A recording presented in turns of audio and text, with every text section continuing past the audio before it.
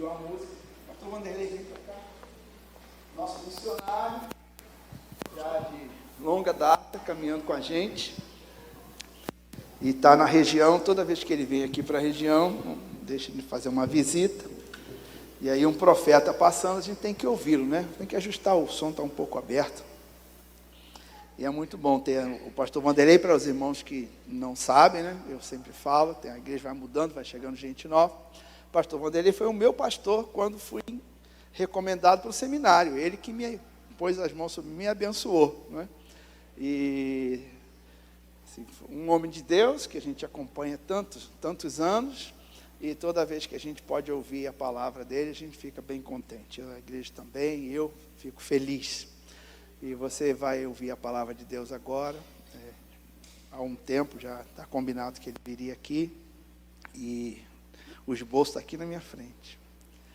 E o Senhor há de falar com a gente. Vamos orar para que o Senhor fale com a gente, fale no nosso coração. Ó Pai, aqui está o teu servo, tua igreja reunida, os teus louvores maravilhosos entoados. E nós viemos aqui, ó Deus, porque nós precisamos e queremos, desejamos, ó Deus, ouvir a tua palavra, a tua voz. Fala conosco, meu Deus. Dê ao pastor Vanderlei toda a tranquilidade, que se sinta como se estivesse sentado conosco na mesa do Senhor. Fala conosco, usa o teu servo como instrumento útil nas tuas mãos. Eu te peço humildemente, em nome de Jesus, Senhor. Amém. Amém. Meu pastor. Obrigado. Graça e paz, irmãos. É sempre uma alegria estar aqui revendo os irmãos. Eu sou membro dessa igreja, viu, irmãos? Eu sou um membro ausente, aberto, né? Ainda moro no Rio, mas eu e Wanda somos membros aqui. A gente se sente literalmente em casa. E a última vez que estivemos juntos foi no aniversário da igreja, foi uma bênção. E estamos retornando, estamos de férias em Unamá esses dias. E estar aqui é sempre uma alegria mesmo. Quero agradecer o apoio da igreja, na nossa parceria que temos, e sempre estou orando pelos irmãos também. Eu quero pensar com os irmãos hoje, nessa noite, sobre alegria em meio às provações. Por isso que eu pedi a música da Raquel Novaes. Quem já conhecia essa música? Levanta a mão, só para eu saber. Raquel Novaes. Então, deixa eu dar uma dica para você. Raquel Novaes, ela tem músicas muito bíblicas, teologia correta. Então, são louvores que dá para ouvir tranquilo. É um tipo de... Tem muito louvor que não dá para a gente... Tem que ouvir, mas tem que ouvir com um pé atrás, né? Que a teologia às vezes foge um pouco, né? Mas a Raquel Novaes, ela tem uma boa base teológica. O marido dela também é compositor. A maioria das músicas é ele que compõe.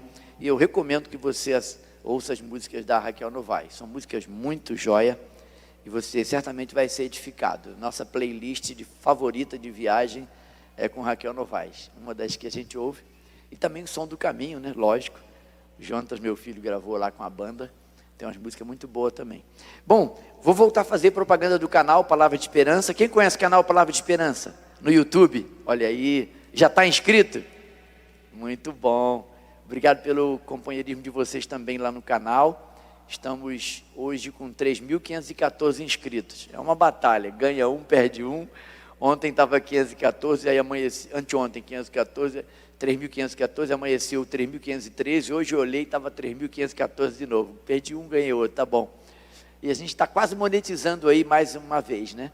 Então a sua contribuição lá em assistir os vídeos e deixar o seu like. Irmão, você não tem noção como o seu like ajuda. É só um like de graça, não dói. Mas ajuda bastante o YouTube a entender que é um vídeo que pode entregar para mais pessoas. O texto básico que a gente vai usar hoje é 1 Pedro, capítulo 1, versículos 6 a 9. Eu estou com a minha versão revista atualizada, mas eu vou usar a maioria dos versículos na NVI, porque nesse texto a NVI acerta bem o texto, tá bom? Eu quero pedir que você abra a sua Bíblia e vamos ler o texto, capítulo 1 de 1 de Pedro, de 6 a 9, está na tela aí.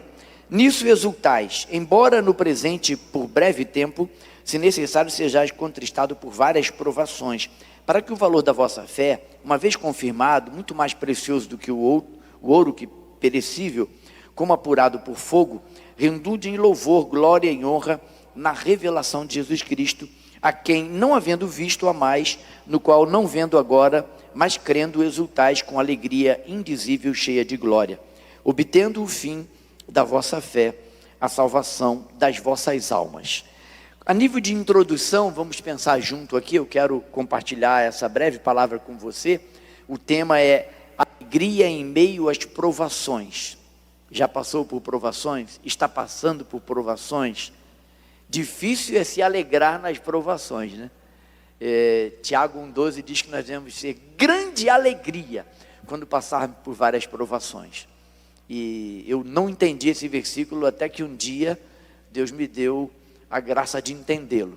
Quando você está sendo provado, não é consequência de erro. Quando a gente é corrigido, quando a gente é exortado em amor, é porque a gente errou de alguma forma. Mas provação é para nos levar à maturidade na fé. Provação sempre tem propósito.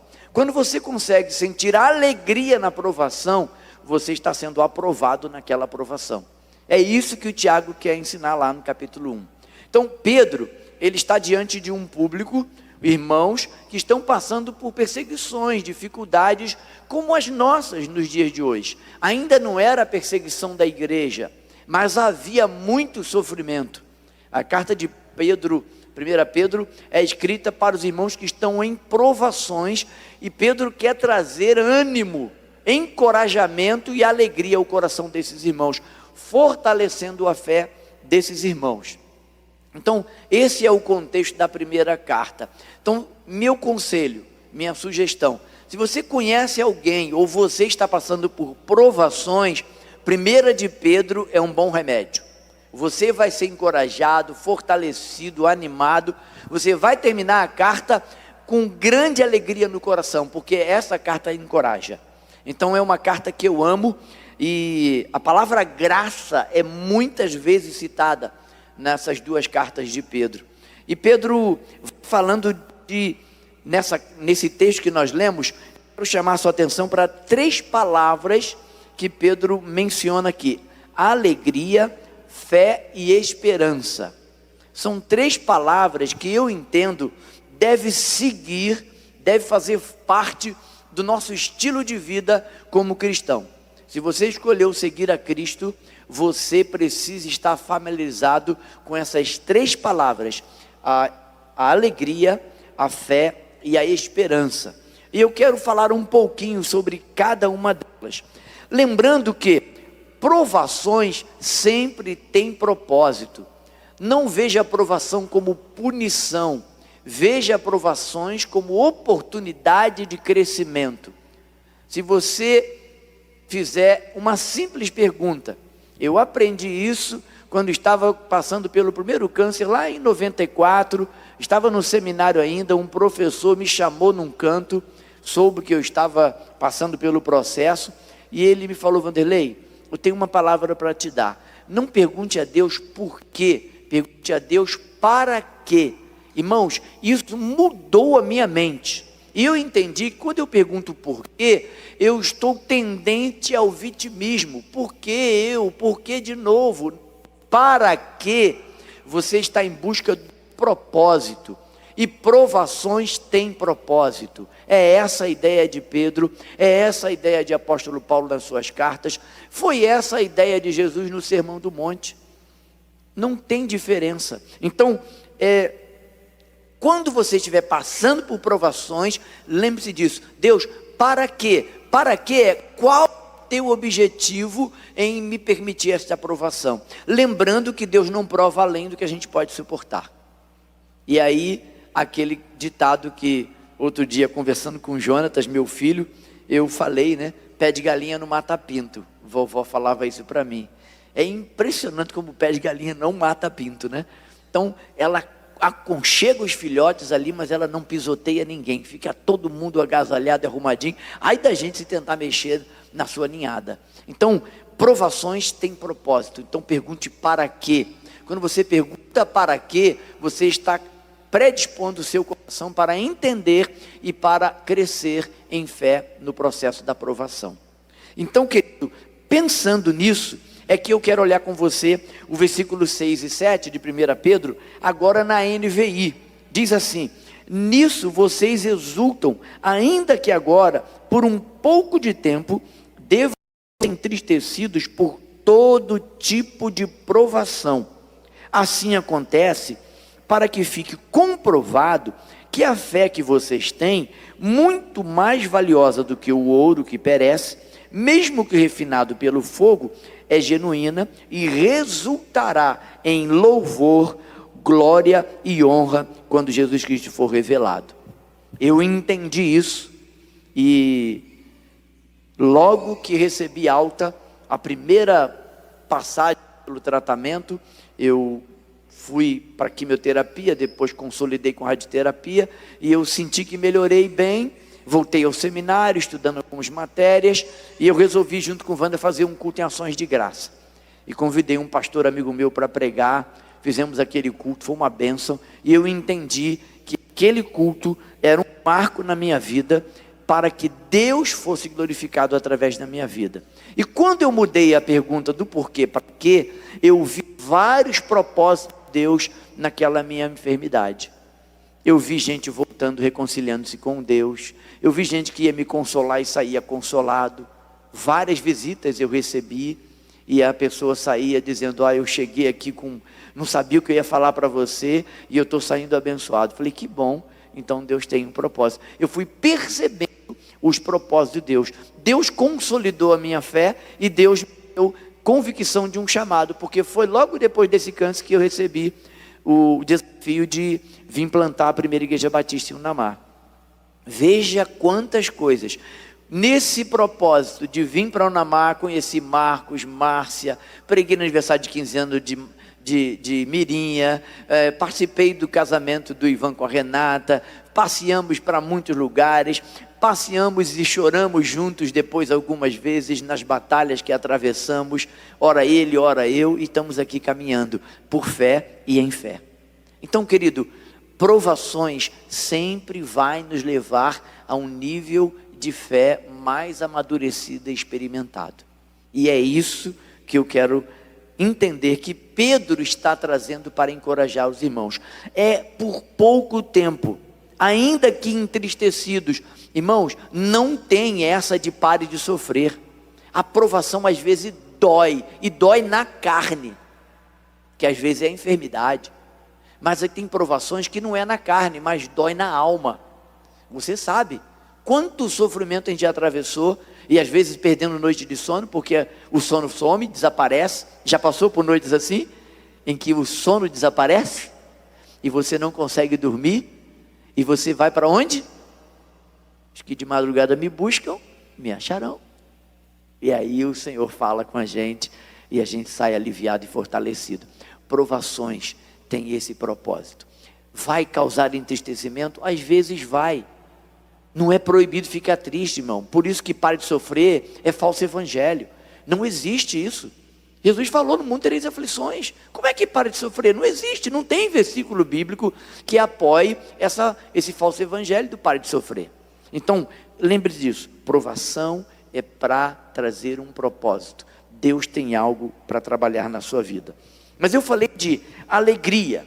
Então eu penso na alegria. Toda vez que eu lembro da alegria, eu lembro que a alegria é fruto do Espírito.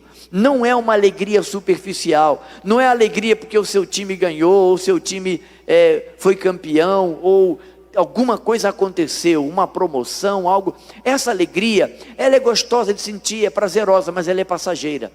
Quando Pedro está falando de alegria, ele está falando de alegria fruto do Espírito. E alegria fruto do Espírito é Deus que derrama essa alegria no nosso coração. Então essa alegria, ela tem nome, porque essa alegria é o próprio Cristo habitando em nós, e o Espírito Santo que habita em nós confirma isso, que a alegria fruto do Espírito é possível senti-la. Você não está isento de provações, de tristeza, mas você pode sofrer e ao mesmo tempo estar alegre com Deus. Por quê?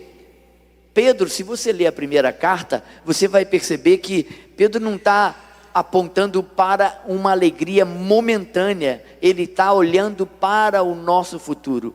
É por isso que há semelhanças entre nós e o povo para quem Pedro escreve 1 Pedro.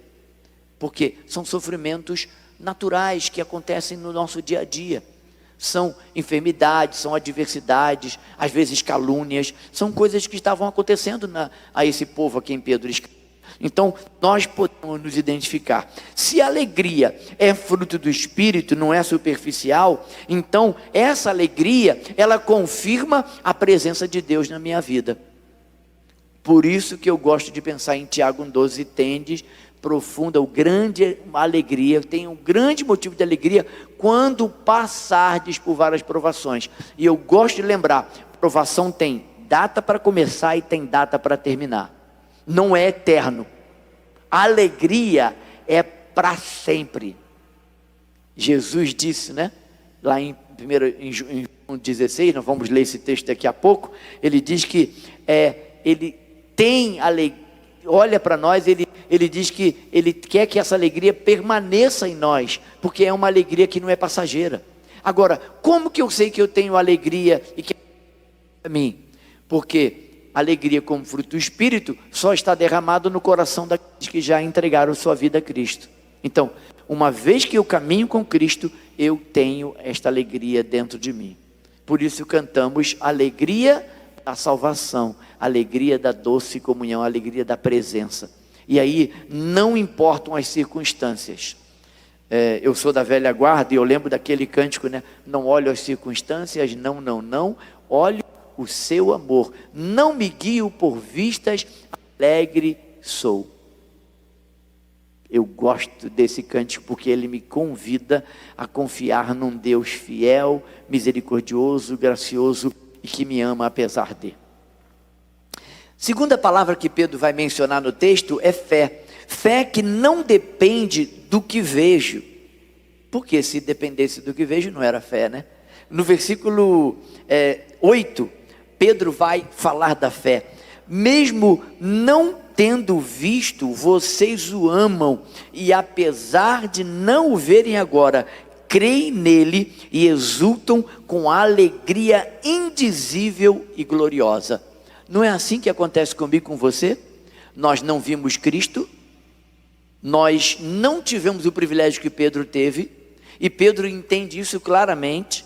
A humildade de Pedro aqui é muito sutil, mas é necessário a gente pontuar isso.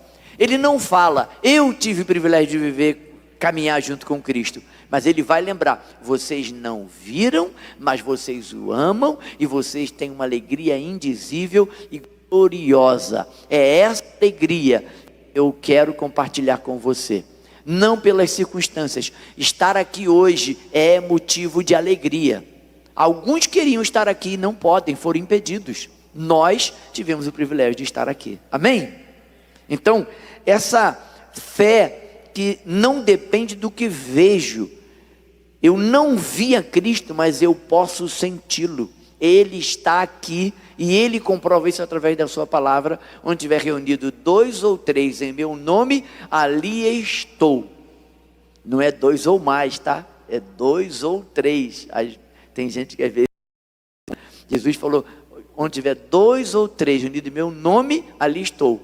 Mateus 18. E aí o capítulo está tratando da questão de disciplina. E nem tudo que é para se resolver no corpo precisa da igreja toda. Basta ter 2 ou 3. Jesus disse, ali eu estarei junto com vocês ali, para resolver essa questão. Esse é o contexto hermenêutico de Mateus 18.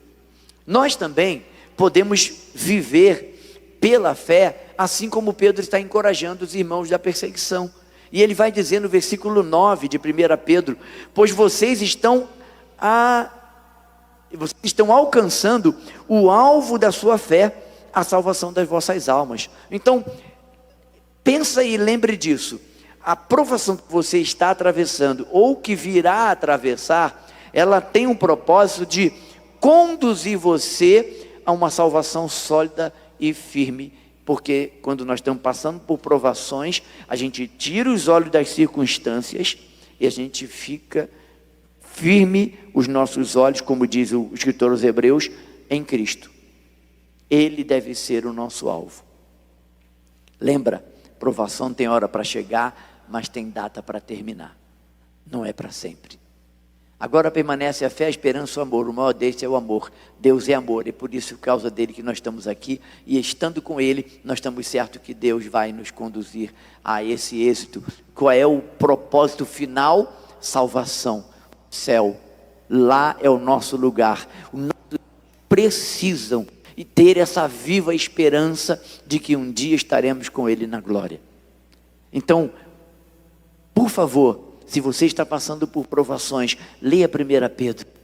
Faça uma leitura desta carta. Eu tenho certeza que você será muito encorajado e fortalecido. A última palavra que Pedro vai mencionar no texto que lemos é esperança. Essa particularmente eu amo, por isso o canal Palavra de Esperança.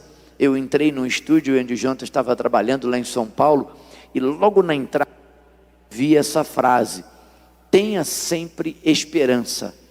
Falei, mas essa frase é bonita, é de impacto. E aí eu fiquei pensando nos textos bíblicos, e aí veio a pandemia. Jonas e Davi me incentivaram: pai, vamos começar um canal no YouTube, está todo mundo migrando para o YouTube. Foi a hora que teve que se virar na internet, né? E foi uma bênção, irmão. A crise da Covid gerou grandes oportunidades de evangelizarmos. Foi um fenômeno. A igreja teve que passar por mudanças, a gente teve que se adequar, e olha quantas bênçãos. Covid foi provação. Provação tem propósito. Um dos propósitos foi o crescimento da igreja. É verdade que algumas portas se fecharam, porque algumas igrejas não conseguiram permanecer firmes, né? Por motivo de muitas portas de templos se fecharam, mas a igreja se consolidou e ficou firme. Eu entendo que a Covid veio para dar uma peneirada na gente. Foi um período difícil, né? E que nunca mais aconteça, em nome de Jesus. Então, esperança. Qual é a ideia de esperança? Quando eu penso em esperança, eu gosto de pensar no significado da esperança. Esperança é um substantivo e ela significa o ato de esperar alguma coisa. Pode também ser traduzido, e algumas vezes é traduzido na Bíblia, como confiança. Alguns salmos, dependendo da tradução bíblica que você vai usar, não usa esperança, mas usa confiança. Porque quem espera, espera por algo, e quem espera por algo, confia. Então, por isso que a esperança, algumas vezes no hebraico, é traduzido como confiança. Eu espero e tenho convicção de que Cristo voltará. E Ele voltando, Ele vai arrebatar a igreja, e eu estarei encontrando com Ele nas nuvens, e você também. Isso é esperar com confiança. Quando você está aguardando algo em fé, isso gera esperança no coração, que gera confiança. Por que podemos confiar? Porque Deus não é filho do homem para mentir. Ele também não se arrepende. Então é líquido e certo esperar no Senhor, confiando nele, porque ele não falha. E aí a gente caminha para o final do nosso momento devocional, que eu quero compartilhar com vocês. Eu quero lembrar a vocês o que Pedro escreve lá no capítulo 1, versículo 3 da primeira carta de Pedro, e eu amo esse texto. Ele diz assim, 1 de Pedro 1, 3: bendito seja o Deus e Pai de nosso Senhor Jesus Cristo, conforme a sua grande misericórdia, Ele nos regenerou para uma esperança viva. Regeneração e esperança. Você percebe? Estão andando juntos? Salvação e esperança. O salvo, ele tem que ser esperançoso. Não dá para desassociar, irmãos. Se você está salvo em Cristo, tem certeza disso, a esperança passa a ser estilo de vida. Tem provações, tem alegria, tem fé e tem esperança. Esse é o nosso estilo, irmãos. Tem dia que vai estar muito alegre, tem dia que vai estar amuadinho, porque às vezes a provação entristece. Mas nós vamos sempre estar esperançoso e confiante, porque nós conhecemos o Deus em quem confiamos. Ele não é filho do homem para mentir, e nem se arrepende do que faz. Os seus decretos são perfeitos. o seu caráter não muda. Eu amo os salmos por isso, né?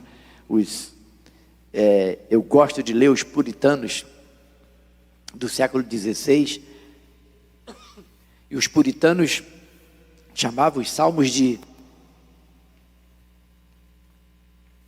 salmoterapia. A gente não conseguiu, a gente perdeu essa comunhão com os salmos. Eu gosto de pensar nos salmos como salmoterapia. É algo muito bacana você mergulhar num salmo, e acho que é Spurgeon que diz isso. Quando você mergulhar na Bíblia, quando você for ler a Bíblia, sempre traga Cristo e procure Cristo nos salmos. Cristo está em todos os salmos. E aí você vai investigando os salmos e você começa a ver a alma do salmista. E aí o caráter de Deus está impregnado nos salmos. Há pouco tempo eu fiz um devocional e eu falo sobre isso, né? Uns 3 devocionais aí para trás, quando eu falo sobre a impossibilidade de Deus. Até lembrei numa escola dominical que a gente teve aqui, né? A gente tentando explicar Deus, e Deus não se explica. E eu falo um pouco sobre os salmos que apontam sobre várias facetas do caráter de Deus. Como nós perdemos quando nós deixamos de meditar nos salmos. O livro maior da Bíblia, e um livro de grande riqueza, que a gente não pode deixar de lado para aprender com os salmistas.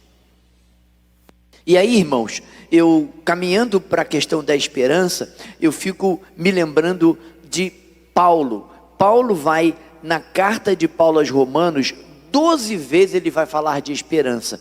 Mas o texto que eu selecionei para nós é Romanos 12:12. Eu amo esse texto também, e ele tem a ver com o que nós estamos meditando hoje. Alegrai-vos na esperança, ou seja, alegria e esperança andando juntas. Alegrai-vos na esperança. O que o versículo continua dizendo? Sede pacientes. Em quê? Na tribulação. E aí ele termina dizendo: em oração perseverai. Então, outro trio que deve fazer parte do estilo de vida de um cristão: esperança, paciência e perseverança. Não tem como, irmão. Tem situações que, se a gente não perseverar e não tiver paciência, não vai se alegrar no final. Quantas vezes nós pensamos em desistir? E eu tenho para mim essa prática. Quando você está exausto, pensando em desistir, provavelmente está muito próximo da vitória. E aí o diabo tenta o quê? Desanimar, te puxar para baixo. Geralmente está terminando o processo e a gente quer desistir. Desista. Desistir não é uma opção para nós. Quando eu estava pensando nesta palavra para hoje, para os irmãos, e compartilhar com os irmãos, eu fiquei pensando no resultado que a esperança traz para nós. O resultado, Pedro vai dizer, é a salvação das nossas almas. Ele fala isso lá no versículo 9 de 1 Pedro. Obtendo o fim da vossa fé, a salvação das vossas almas. Quem espera no Senhor vai ter como objetivo final a salvação das vossas almas. E por isso eu me lembrei de João 16:33, que é o último texto que eu vou mencionar aqui, e vamos ler juntos. Jesus tem essa palavra para mim e para você. Eu lhes falei tudo isso para que tenham paz em mim. Aqui no mundo vocês terão aflições, mas animem-se, pois eu venci o mundo. A minha conclusão para os irmãos, e para a gente sair daqui refletindo sobre alegria em meio às provações, pergunte para Deus: Senhor, o que o Senhor quer me ensinar neste processo de provações? Se você ainda não conseguiu se alegrar, pergunte para Deus o que está faltando para que você possa se alegrar em meio à provação. talvez a fé esteja definhando, talvez a exaustão, talvez falta de um ombro amigo, talvez uma palavra de encorajamento, eu não sei, mas eu quero encorajar você nessa noite. Não pare e não desista, porque você e eu estamos muito perto dessa grande vitória, que é a volta de Cristo. Ou Ele nos chama, ou Ele vem para arrebatar a igreja. Os sinais mostram que nós estamos perto do fim. Então é hora de redobrar a vigilância e não baixar a guarda. Alguns vão desanimar, mas nós vamos perseverar, e quem perseverar até o fim, esse será salvo. Esse é o desejo do meu coração. Quando eu estava pensando nessa palavra, na minha conclusão, eu me lembrei de uma frase que eu também citei há pouco tempo no devocional Palavra de Esperança. Não confunda o silêncio de Deus com a ausência. Esta é uma outra cilada do diabo quando nós estamos passando por provações. Ele tenta lançar o desânimo, puxar a gente para baixo, e ele tenta nos enganar, dizendo que se Deus está em silêncio, é porque Ele está ausente. É impossível Deus se ausentar da nossa vida. Lembra do Salmo 139? Se eu descer mais profundamente, tu está lá. Se eu subir às mais altas alturas, lá tu estás também. Antes que haja qualquer palavra em minha boca, tudo o Senhor conhece. Deus não se ausenta. O silêncio de Deus não é ausência. Deus está sempre olhando para você. E eu encerro lembrando de Romanos 8, capítulo 8 de Romanos, versículo 31. Que diremos, pois? Se Deus é por nós, quem será contra nós? Eu lembro a você algo que é simples, mas que tem toda a diferença.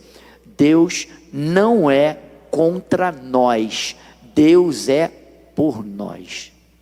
Apesar de pecadores, apesar de às vezes retrocedermos, apesar de às vezes desanimarmos, Deus permanece fiel, porque Ele não pode negar-se a si mesmo. Apóstolo Paulo nos afirma em 1 de Timóteo. Eu quero deixar essa palavra para você, encorajar você. Talvez você esteja aqui e estava pensando em jogar a toalha, mas hoje você entendeu que não é hora, porque a sua vitória pode estar a um passo. A um passo. Você pode amanhã, ou ainda hoje, comemorar a alegria de ter essa vitória. E você estava pensando em desistir. O silêncio de Deus, não confunda o silêncio de Deus com a ausência. Eu espero que esta palavra tenha falado ao seu coração, e que você saia daqui encorajado, fortalecido, porque Deus é por nós e não contra nós. Amém? Vamos cantar. Esteja aqui nessa noite e você deve estar pensando: esse pastor não tem problema, fala de alegria, fala de esperança toda hora. Irmãos, as provações que nós vivemos são iguais. Às vezes são dias diferentes, mas são as mesmas. Noites difíceis temos, dias que desanimamos também temos, mas nós temos algo em comum: um Deus imutável. O nosso Deus não dorme, não tosqueneja. Ele é o guarda de Israel. Ele vela pela sua palavra para cumprir. E eu quero fazer um breve apelo, rapidamente. Se você está aqui, está passando por provações, se essa palavra falou ao seu coração, se você está desejoso de colocar isso diante de Deus agora, lançar o teu fardo sobre Ele, eu quero dividir com você esse momento. Nós vamos levar tua angústia, tua dor, tuas noites em claro, o teu fardo, vamos colocar aos pés do Senhor. Ninguém é melhor do que Ele para saber como está o seu coração agora, como tem sido o seu deserto. Mas Ele te convida a entregar e descansar. Se você tem algo para entregar, ore comigo agora, com fé e por fé. Deus nos trouxe aqui para nos dar essa palavra de encorajamento. Deus está em silêncio, mas nunca ausente. Pai, eu quero te agradecer que tua presença, tua doce e amável presença está aqui. É possível senti-lo. Nós podemos testemunhar do teu grande amor, a tua graça infinita, que nunca nos falta e sempre nos basta. Mas eu quero pedir, Pai, especificamente por aquele irmão, aquela irmã que está aqui, ou aquele irmão, aquela irmã que nos ouve pelo YouTube agora, que está passando por noites em claro, que está atravessando e levando fardos pesados, estava pensando em desistir, estava desanimado, mas a tua palavra trouxe encorajamento, a tua palavra trouxe luz, a tua palavra dissipou as trevas, e ela está agora colocando diante de ti, lançando sobre ti o seu fardo. Deus, a tua palavra diz que se nós te buscarmos, nós te acharemos, seremos achados por ti. Nós te buscamos, nós clamamos e pedimos que o Senhor intervenha, que o Senhor traga o alívio, que o Senhor traga clareza, que o Senhor traga ânimo, a forças renovadas, que o Senhor levante, erga esse meu irmão, essa minha irmã, e traga a ele um desejo forte, forças redobradas, poder do teu Espírito, para que ele se levante em fé e por fé caminhe, na certeza que o Senhor está em silêncio, mas nunca ausente. O Senhor nunca nos abandonou, o Senhor não é contra nós, o Senhor é por nós, e é por isso que caminhamos, e é por isso que não desistimos, e não vamos desistir, porque conhecemos o teu caráter. Tu és um Deus imutável, tu és o Deus de graça e de misericórdia, que apesar de nossas fraquezas, continua nos amando de maneira imutável, como sempre tu és. Recebe, Deus, nossa gratidão por tudo que o Senhor tem feito. Ajuda-nos a atravessar esse vale, olhando sempre para ti, o autor e consumador da nossa fé. Eu te louvo por tudo que o Senhor fez, por tudo que o Senhor fará, e pela fé nós já te agradecemos pelas vitórias que estão chegando. Em nome de Jesus é que eu oro e agradeço. Amém e amém. Deus abençoe você. Um excelente domingo. Pastor Marcos tem a palavra. Pode falar, querido.